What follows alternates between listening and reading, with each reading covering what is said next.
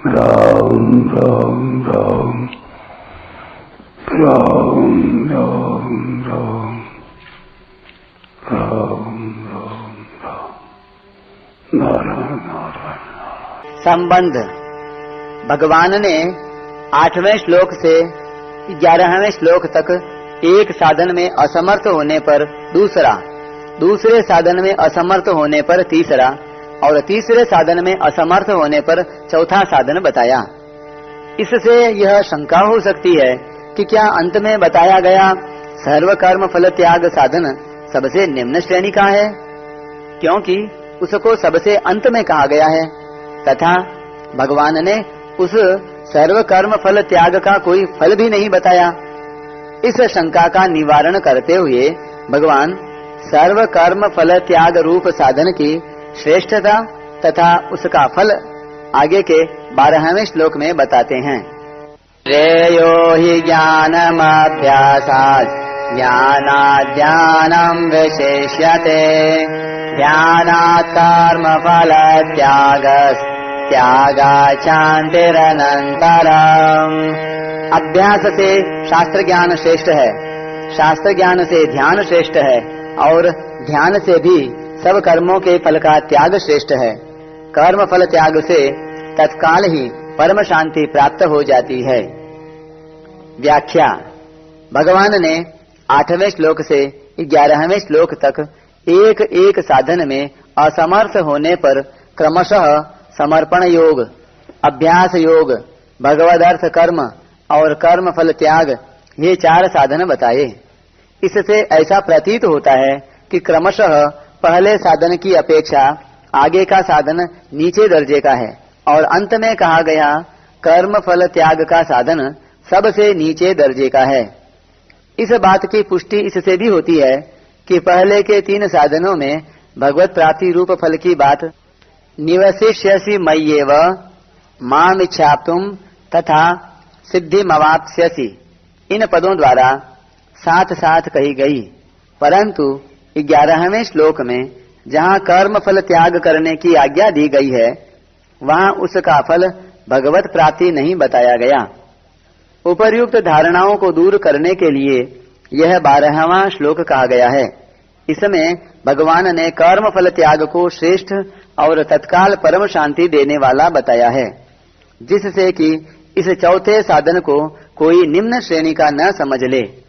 कारण कि इस साधन में आसक्ति, ममता और फलेच्छा के त्याग की ही प्रधानता होने से जिस तत्व की प्राप्ति समर्पण योग, अभ्यास योग एवं भगवदर्थ कर्म करने से होती है, ठीक उसी तत्व की प्राप्ति कर्म फल त्याग से भी होती है। वास्तव में उपर्युक्त 4 साधन स्वतंत्रता से भगवत प्राप्ति कराने वाले हैं। साधकों की रुचि, विश्वास और योग्यता की भिन्नता के कारण ही भगवान ने 8वें से 11वें श्लोक तक अलग अलग साधन कहे हैं। जहाँ तक कर्म फल त्याग के फल भगवत प्राप्ति को अलग से 12वें श्लोक में कहने का प्रश्न है, उसमें यही विचार करना चाहिए कि समर्पण योग, अभ्यास योग एवं भगवदर्थ कर्म करने से भगवत प्राप्ति होती है। यह तो प्रायः प्रचलित ही है, किंतु कर्म फल त्याग से भी भगवत प्राप्ति होती है यह बात प्रचलित नहीं है। इसीलिए प्रचलित साधनों की अपेक्षा इसकी श्रेष्ठता बताने के लिए 12वां श्लोक कहा गया है और उसी में कर्म फल त्याग का फल कहना उचित प्रतीत होता है। श्रेयो ही ज्ञानम अभ्यासात्।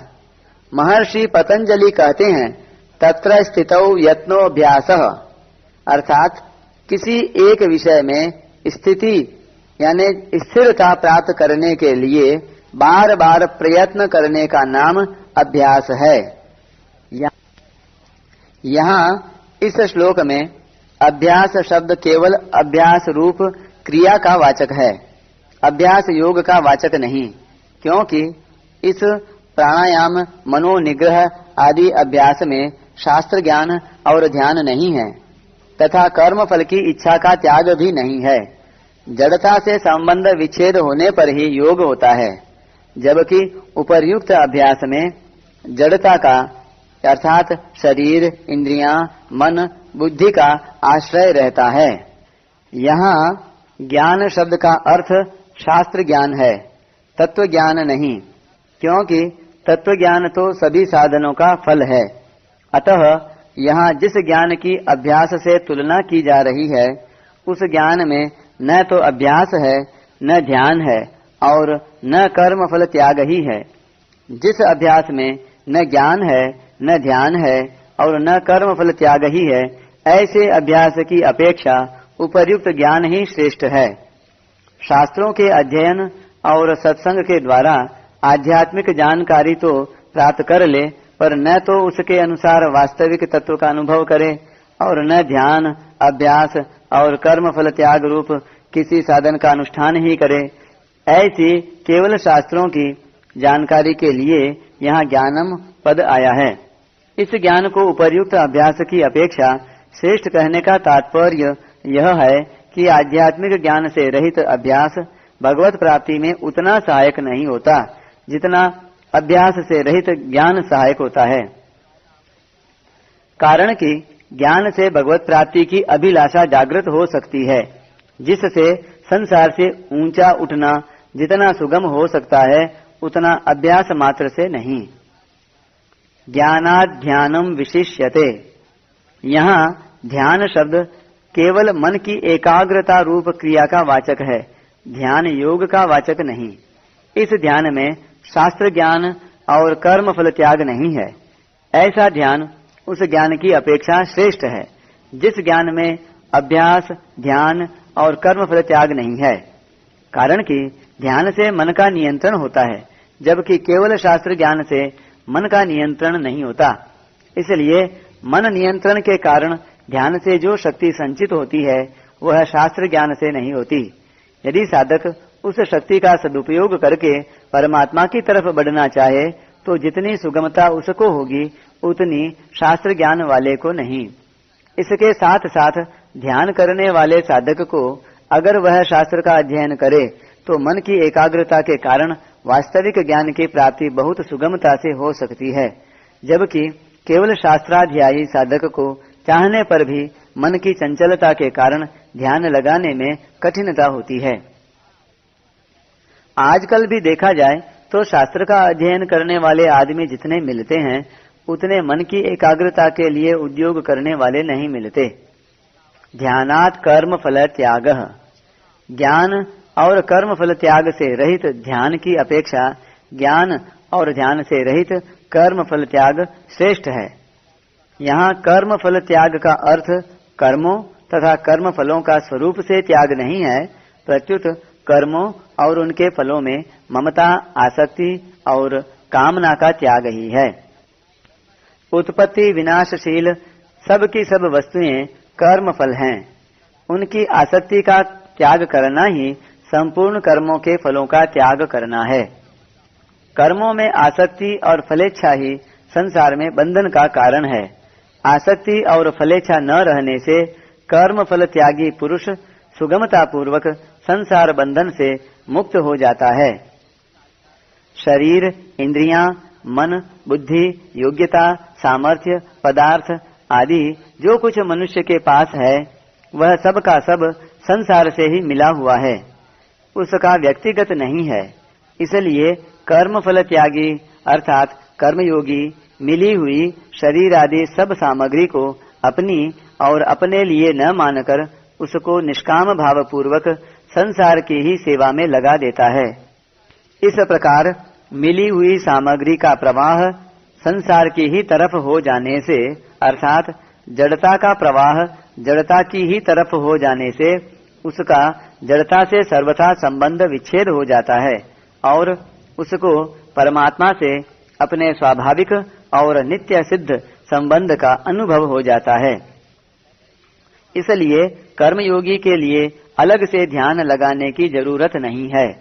अगर वह ध्यान लगाना भी चाहे तो कोई सांसारिक कामना न होने के कारण वह सुगमता पूर्वक ध्यान लगा सकता है, जबकि सकाम भाव के कारण सामान्य साधक को ध्यान लगाने में कठिनाई होती है।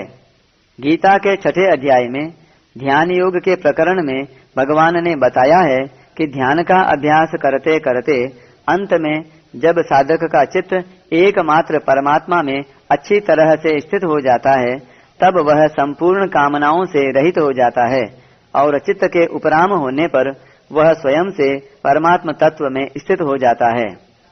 परंतु कर्मयोगी संपूर्ण कामनाओं का त्याग करके तत्काल स्वयं से परमात्म तत्व में स्थित हो जाता है।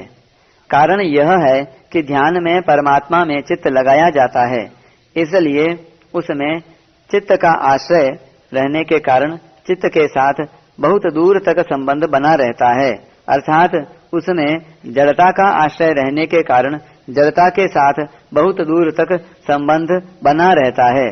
परंतु कर्मयोग में ममता और कामना का त्याग किया जाता है, इसलिए उसमें ममता और कामना अर्थात जड़ता का त्याग करने के साथ ही चित्त का अर्थात जड़ता का भी स्वतः त्याग हो जाता है।